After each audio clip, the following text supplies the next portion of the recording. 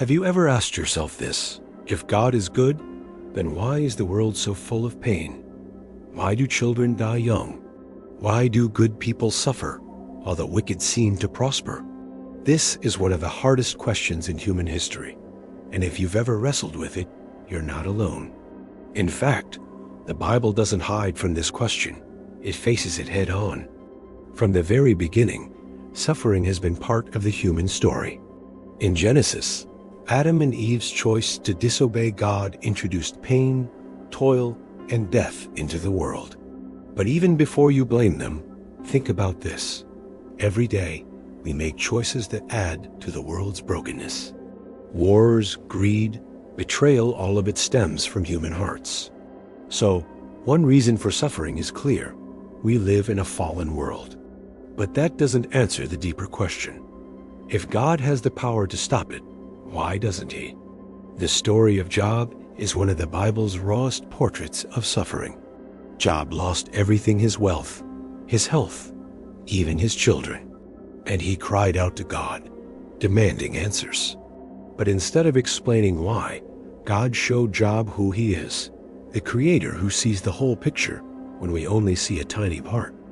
Sometimes we may never know the why behind our pain, but the Bible insists we can trust the one who holds the bigger story.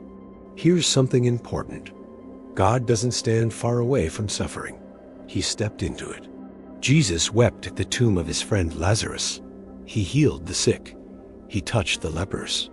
And ultimately, he went to the cross, the most brutal form of suffering the ancient world could invent.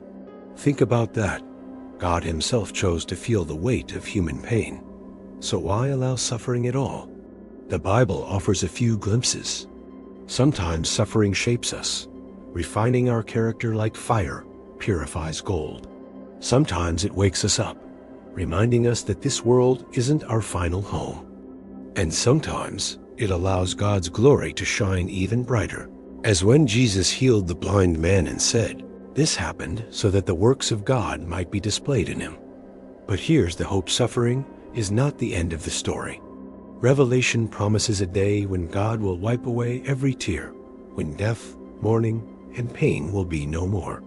The cross was God's proof that pain is temporary, but redemption is eternal.